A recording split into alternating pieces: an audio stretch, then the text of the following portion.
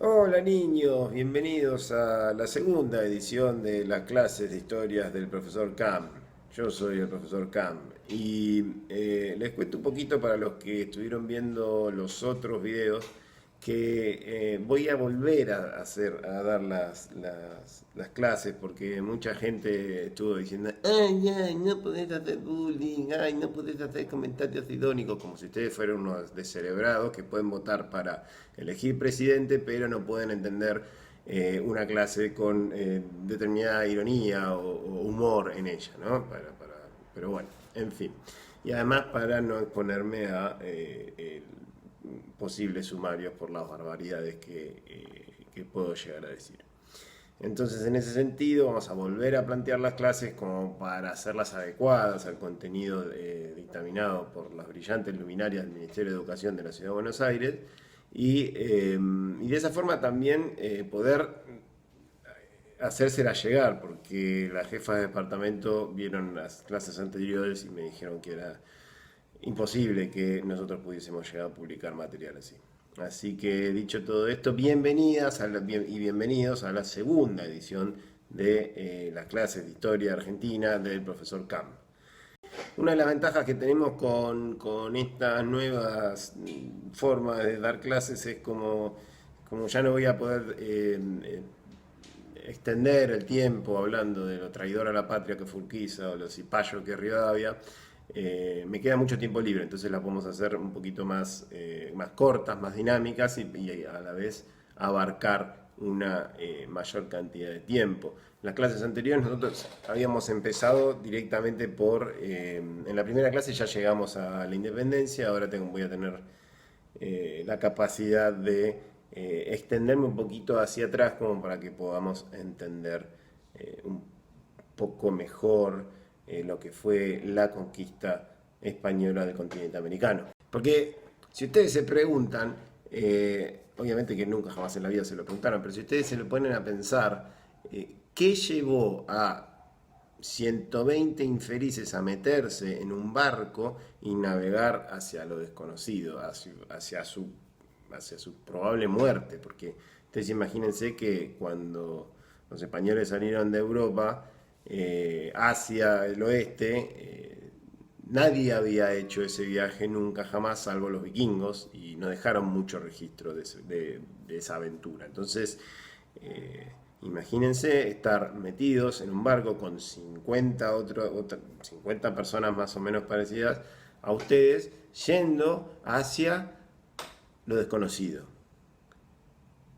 Hay que tener mucha gana de hacer eso, ¿no? Entonces, en esta clase de hoy, en principio, vamos a empezar por ver por qué tenía tanta ganas de hacer una cosa tan descabellada. Bueno, y la respuesta, como siempre, reside en La Plata. En el momento del mundo, en 1400, había dos grandes polos de producción de riqueza y de bienes, que eran China y la India, que comerciaban con el resto del mundo. Entonces los europeos, a través del Mediterráneo, del Océano Índico, del Estrecho de Malaca hasta llegar a China, se beneficiaban de un fuerte intercambio de bienes, sobre todo bienes suntuarios, bienes de lujo, porque se imaginarán que si compran una bolsa de arroz en China, al momento que lleguen a Europa en ese momento está recontrapodrido, pero si compran un jarrón de porcelana en China, después cuando llega a Europa vale 5 veces más de lo que lo compraron y se hacen millonarios. Entonces había un rico intercambio entre China, la India y Europa occidental. Pero bueno, este intercambio, a partir de 1400 y pico nuevamente, fue interrumpido por el surgimiento del Imperio Otomano. En realidad, el hito histórico que se utiliza es la caída de Constantinopla. Pero bueno, cuestión que los turcos lograron controlar Constantinopla y establecieron un imperio muy rico y muy poderoso que controló toda la zona del Medio Oriente, la península arábiga, Egipto, el Magreb, e interrumpió este circuito comercial que se va entre China, la India y Europa. Entonces, una vez interrumpido este circuito comercial, los europeos encontraron un problema gravísimo. Uno se podría llegar a preguntar por qué no fueron por arriba, ¿no? Por la estepa europea. Y yo la verdad que si me llegan a preguntar eso no tengo la más pálida idea. Será una pregunta que jamás tendrá respuesta en estas clases. Entonces, les decía, los europeos, una vez interrumpido el tráfico comercial con los grandes polos de riqueza de la India y China, se encontraron en un grave problema, porque dijeron, ¿cómo sigo comerciando?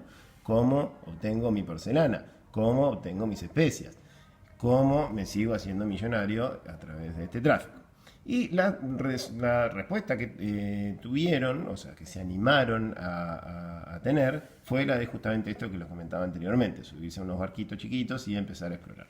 Los portugueses fueron los primeros en hacerlo y dieron vuelta a toda África y establecieron una serie de factorías comerciales en la India a través de las cuales pudieron volver a restablecer el comercio. Pero bueno, una vez que los portugueses establecieron todo ese circuito comercial, le negaron la posibilidad a los españoles, porque establecieron un monopolio. El Imperio Otomano iba a durar hasta la Primera Guerra Mundial, corte 1916-1917. Entonces los españoles, que tenían un fuerte interés en volver a restablecer ese intercambio comercial con China y la India, no tuvieron más opción, en realidad, que arriesgarse hacia el oeste. El plan español era muy simple. Subo a 50 infelices a 3 barcos y voy navegando por el oeste, sigo, doy la vuelta por el mapa y llego a la China y la India. No me tengo que enfrentar con los portugueses y establezco una ruta comercial en la cual logro un monopolio y me lleno de dinero nuevamente.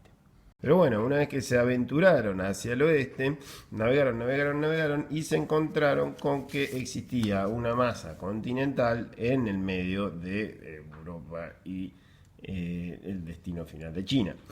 Ellos al principio no sabían que existía este continente. Entonces cuando Cristóbal Colón llegó a América, dijo, estos señores marrones llenos de ropa de colores seguramente sean indios. ¿Por qué? Porque pensó que había dado toda la vuelta por acá y había llegado acá, pero nada que ver. Era América del Sur, América Central donde llegó. Entonces de ahí viene nuestra confusión. Nosotros le decimos indios a nuestros pueblos originarios, cuando en realidad los indios están en la India, no están en América. La forma correcta de decirle a nuestros pueblos originarios son así, pueblos originarios, o orígenes, no indios. Pero bueno, de ahí reside la confusión inicial. Bueno, y aquí la razón por la cual los españoles finalmente llegaron a nuestro continente. Pues bien, ustedes saben que el encuentro entre estas dos grandes civilizaciones, dos grandes culturas, fue realmente traumático, ¿no? Por algo nosotros recordamos este descubrimiento, entre comillas, de América, porque ya estaba descubierta, con un poco de horror, porque sucedieron cosas muy malas para los habitantes de nuestro continente con la llegada de los españoles. De todas formas, hay una cierta confusión sobre los desastres que ocurrieron en nuestra población aborigen que vamos a pasar a aclarar. La primera confusión es que los españoles entraron a nuestro continente y mataron a todos, ¿no? Con una especie de orgía interminable de destrucción y muerte. Bueno, esto si bien tuvo parte de verdad, porque obviamente qué cosa mejor que hacer que después de estar 6 meses encerrado en un barco que salir a matar, a violar y a saquear. Eso tarde o temprano te cansás de violar, matar y saquear y te pones a pensar qué querés hacer de tu vida, ¿no? Entonces los españoles dijeron, bueno, ya está, ya violamos, matamos y saqueamos, ahora tenemos que hacer algo más, tenemos que progresar, tenemos que madurar como seres. Y en ese sentido, lo mejor que les ocurrió, obviamente, fue esclavizar a toda la población. No tiene ningún sentido material, económico, matar a todas las personas que te rodean. Es mucho mejor esclavizarlas y hacer de sus vidas miserables a lo largo del tiempo para vos enriquecerte sin tener que trabajar, ¿no? Es pura lógica. Entonces, si bien los españoles ejercieron indecibles niveles de crueldad sobre las poblaciones conquistadas, esa no fue la peor cosa que les pasó, lamentablemente. Lo peor que les pasó fue que, no sé si ustedes vieron en el mapa anterior, Europa, Asia y África estaban conectadas, ¿no? Uno podría hipotéticamente ir caminando desde Noruega hasta Sudáfrica y desde Sudáfrica hasta la península de Vladivostok. Obviamente que iba a ser un viaje muy largo y muy peligroso y seguramente te murieras antes, pero no importa, hipotéticamente pasaba. Y como también alguien podía ir caminando, también los bienes, había intercambio de bienes, pero también había intercambio de microorganismos. Entonces, mucha población, la población europea, asiática y África, estuvieron intercambiando organismos, microorganismos a lo largo de mucho tiempo. Y eso generó mucha mortandad, obviamente, pero también muchos anticuerpos. Es decir, la población que sobrevivió, que a veces no era mucha, ya tenía anticuerpos para una serie de enfermedades que nunca habían pasado por Sudamérica.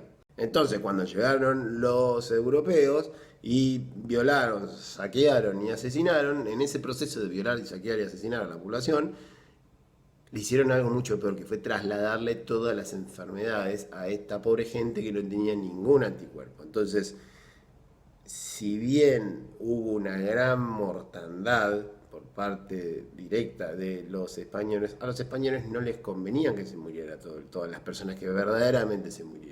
Y hubo, sin embargo, una gran mortandad producto de estos microorganismos que trasladaron los europeos al continente y para los cuales la población originaria no estaba preparada. Para que se den una idea de la magnitud, vamos a pasar a un gráfico. Entonces, imaginemos que llega un español y somete a la población nativa. En principio se embarca en esta empresa de violar, asesinar, saquear, torturar a la población, y producto de ese enfrentamiento violento perece el 10% de la población, ¿no? Hay uno de nuestros 10 aborígenes que se muere. Bien, una vez que el español se cansa de su orgía de destrucción, se establece y obviamente esclaviza a la población, porque no se va a poner a trabajar él, se imagina. Pero en el medio de este proceso de esclavizamiento de la población, sucede esto que les comenté antes, esta enorme cantidad de pandemias que se desataron en la población originaria. Estas pandemias, que fueron la viruela, el sarampión, la fiebre tifoidea, la tuberculosis, terminaron por exterminar al 80% de la población originaria americana. 80%. Entonces, el español se encontró que se quedó sin gente con la cual esclavizar. A la vez, hubo voces dentro de las colonias españolas que se quejaban del maltrato, del esclavizamiento de las poblaciones originarias. Entonces, estas dos combinaciones de reacción interna frente al maltrato de las poblaciones originarias y escasez de mano de obra, producto de las pandemias desatadas en el continente por la llegada de los españoles, produjo algo igualmente terrorífico de todo esto que estamos viendo, que es que empezaron en las zonas en las cuales se necesitaba una gran cantidad de mano de obra, se empezaron a importar esclavos de África. De esta manera, bueno, se explica la calamidad demográfica que se batió en América con la llegada de los españoles. Esto no quiere decir que los españoles hayan sido buenos y santos, pero tampoco quiere decir que hayan sido totalmente satánicos, porque como muy bien vimos, hubo reacciones incluso dentro de las colonias, como por ejemplo la de Fray Bartolomé de las Casas, que salieron a hablar a favor de la población originaria. Pero bueno, el atajo o la solución que encontraron los españoles frente a esta calamidad demográfica fue causar otra calamidad demográfica en el continente africano, porque empezaron a importar mano de obra de África, ¿no? Bien, y hay una última concepción que me gustaría aclarar. Que es la siguiente: no es que llegaron los españoles y no había violencia en el territorio, era toda una sociedad feliz, igualitaria, en donde todos vivían alegremente. No, cuando llegaron los españoles había grandes imperios que se habían establecido en los Andes y en Mesoamérica a sangre y fuego, que subyugaban a un montón de poblaciones de maneras que nosotros hoy consideraríamos aberrantes también. Es decir, había un mundo de violencia y de sometimiento en América antes de la llegada de los españoles. Los aztecas, por ejemplo, practicaban sacrificios humanos en poblaciones sometidas. Los incas encerraban a niñas en las montañas para que murieran de hambre. Es decir, y todos se sometían entre sí y trataban de establecer dominio militar sobre los otros, digamos, no es que había una sociedad maravillosa, vinieron los españoles y la pudrieron toda. En realidad el daño más fuerte fue producto de las pandemias que desataron. Cualquier relación con lo que está pasando ahora, no sé, sáquenla ustedes, ¿no? Bueno, todas las civilizaciones en algún momento, cuando conquistan un territorio, salvo que sean los mongoles, se cansan de saquear y asesinar personas. A los españoles les llegó ese momento y se establecieron a lo largo de América Central y la parte andina de América del Sur y nuestro territorio nacional, Uruguay y Paraguay, y dividieron, después de un montón de guerras intestinas que no vamos a mencionar porque no tiene sentido, dividieron más o menos en un par de regiones administrativas todo el territorio que controlaban. En la parte de Mesoamérica establecieron el virreinato de Nueva España, en la parte de lo que hoy sería Venezuela, Colombia, un pedacito de Ecuador, el virreinato de Nueva Granada, el virreinato del Perú y aledaños, la Capitanía General de Chile en la zona del central y norte de Chile y el Virreinato del Río de la Plata. Este es el que nos va a interesar más porque estamos viendo historia argentina. Entonces, el Virreinato del Río de la Plata teóricamente ocupaba una parte de Bolivia, una parte de Paraguay, Uruguay y todo el territorio argentino, incluido, y mucho y más importante que todo, las Islas Malvinas. Pero bueno, esto es en teoría. En la teoría, porque en la práctica el territorio efectivamente controlado por el virreinato del Río de la Plata se parecía un poquito más a esto. Como ven, hay una serie de zonas marcadas en rayitas celestes al sur y en el centro que no, en donde los españoles no tenían el monopolio de la fuerza, es decir, había aborígenes que resistían por la fuerza el dominio y lo resistieron efectivamente, en el caso de los aborígenes del sur, hasta 1880, así que imagínense. Y de eso, esa era la razón de ser de la Capitanía General de Chile. En la Capitanía General de Chile se había fundado porque un grupo de aborígenes, de mapuches o araucanos, como quieran llamarles, en el sur resistían de manera exitosa y muchas veces violenta el dominio de los españoles. Entonces tuvieron que crear esta capitanía como una especie de forma de control de estos aborígenes. El Virreinato del Río de la Plata se creó para abastecer de materia prima, mano de obra y materias manufacturadas la explotación de plata en el Cerro de Potosí, que era básicamente un cerro lleno de plata que los españoles vaciaron y se lo llevaron para el continente europeo. Entonces, dentro del Virreinato del Río de la Plata, Buenos Aires funcionaba como puerto comercial desde donde se importaban las materias manufacturadas, los bienes manufacturados, y se subían hasta el Cerro Potosí. Después había otras regiones en las cuales, por ejemplo, en Córdoba se producía material en Mendoza se producían carretas, en Córdoba se producía aguardiente y textiles, etcétera. Y en las zonas aledañas al Cerro Potosí se abastecía de mano de obra con lo que había quedado de la población indígena del Imperio Inca. De esta manera el cerro era abastecido y podía generar su actividad extractiva de manera satisfactoria.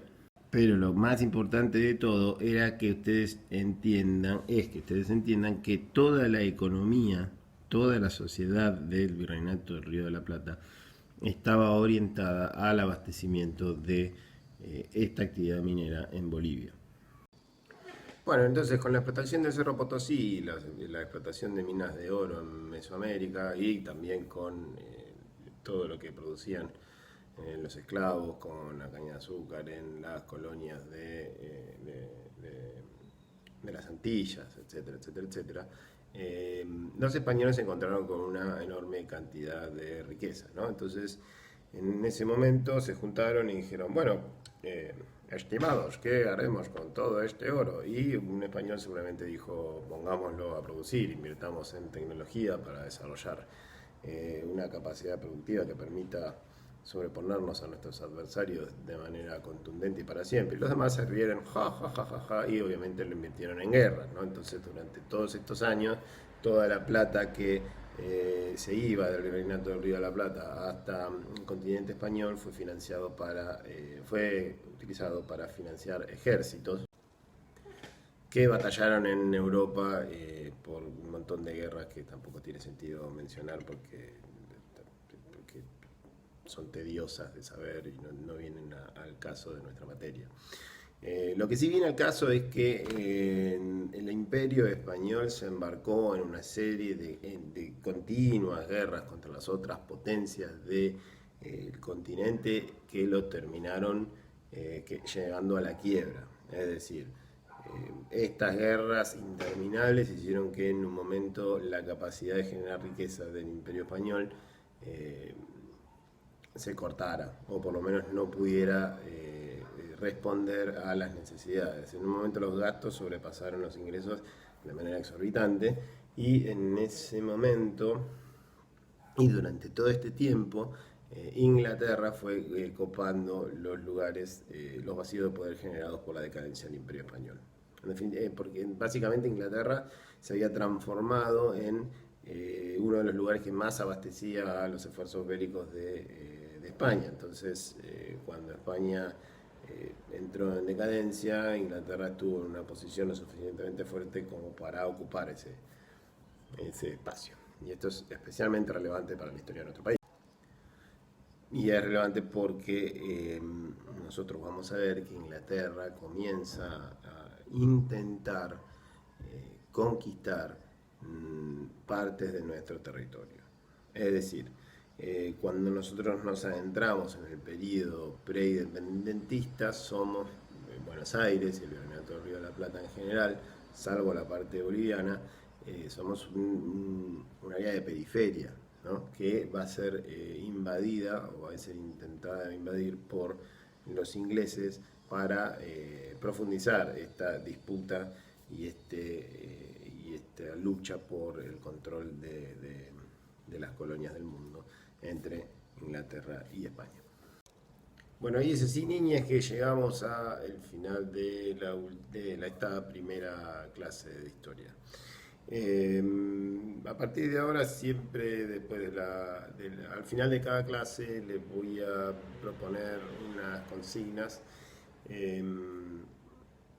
para así hacer un mejor seguimiento de la cursada, y también para reforzar algunos puntos flojos de los videos que voy mandando. Entonces, las primeras 3 consignas que se me acomodó, igual voy a dejar las consignas en el sitio, pero si les voy adelantando un poquito, las primeras 3 consignas que se me ocurrieron fueron que primero investiguen un poco sobre la vida y obra de Bartolomé de las Casas, narren específicamente lo que sucedió en la matanza de Caonao y hagan un pequeño resumen de la brevísima relación de la destrucción de las Indias, que es su libro más famoso.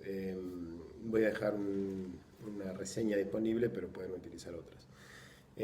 Luego, hagan un resumen del circuito productivo del Virreinato del Río de la Plata, es decir, resuman qué es lo que se producía en el Virreinato. Y díganme si es verdad, la última consigna, díganme si es verdad o no que Buenos Aires estuvo unida políticamente a África, nuestra ciudad de Buenos Aires estuvo unida políticamente a regiones de África en algún momento, y justifiquen su respuesta. La idea es que resuelvan todo en más o menos 2 párrafos cada una de las consignas, no se maten, y para hacerlo utilicen internet, que es una cosa que hace completamente obsoleta mi misma existencia como profesor de historia. Bueno, hasta la próxima clase, niñas, y espero que hayan disfrutado y aprendido, o por lo menos no se hayan muerto de aburrimiento. Besis.